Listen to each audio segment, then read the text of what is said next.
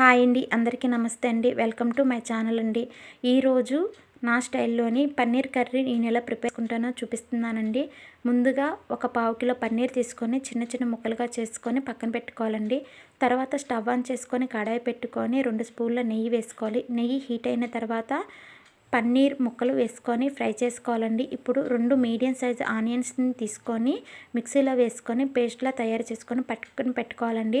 ఇప్పుడు పన్నీర్ ముక్కలు ఫ్రై అయిన తర్వాత ఒక ప్లేట్లోకి తీసుకోవాలండి.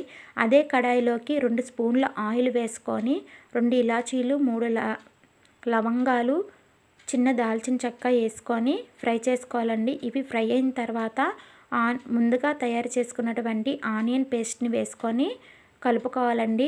ఇప్పుడు ఇందులోకి చిటికెడు పసుపు కూడా వేసుకోవాలండి. చిటికెడు పసుపు కూడా వేసుకున్న తర్వాత రుచికి సరిపడినంత సాల్ట్ను కూడా మనం వేసుకోవాలండి. ఇప్పుడు వీటిని బాగా కలుపుకున్న తర్వాత 2 టమాటీలను మిక్సీలో వేసుకొని పేస్ట్లా తయారు చేసుకొని పక్కన పెట్టుకోవాలండి. ఇప్పుడు చక్కగా ఆనియన్ పేస్ట్ గోల్డెన్ కలర్లోకి వస్తుందండి. ఇప్పుడు ఇందులోకి 2 స్పూన్ల అల్లం వెల్లుల్లి పేస్ట్ని వేసుకోవాలండి. బాగా కలుపుకోవాలండి. ముందుగా తయారు చేసుకున్నటువంటి టమాటా పేస్ట్ని కూడా ఇప్పుడు ఇందులో వేసుకోవాలండి. ఒకసారి కలుపుకొని మూత పెట్టుకోవాలండి. ఒక 5 నిమిషాల తర్వాత మూత తీసి చూస్తే చక్కగా బాయిల్ అయి ఉంటుందండి.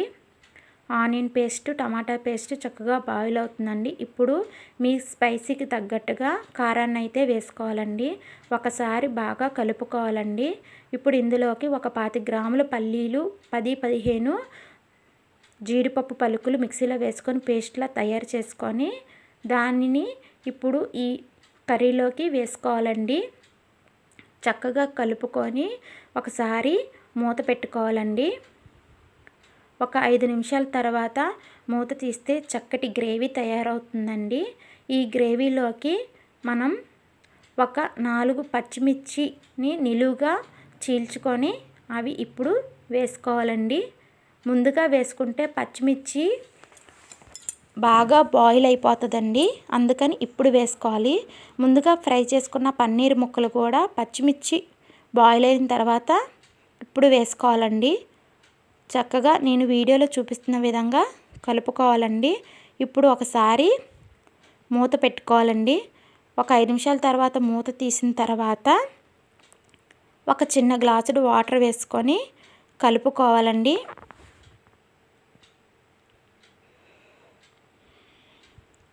కలుపుకున్న తర్వాత ఇప్పుడు చిన్నగా కట్ చేసి పెట్టుకున్నటువంటి కొత్తిమీర వేసుకోవాలి.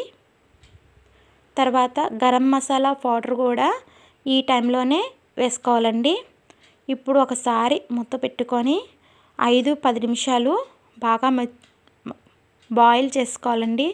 నా ఈ చిన్న కుకింగ్ వీడియో కనుక మీకు నచ్చినట్లయితే please like, share, subscribe my channel అండి. ఇప్పుడు ఒకసారి మూత తీసి చూడాలి.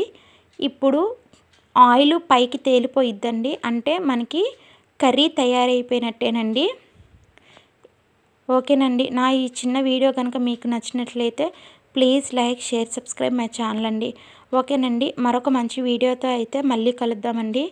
బాయ్ అండి.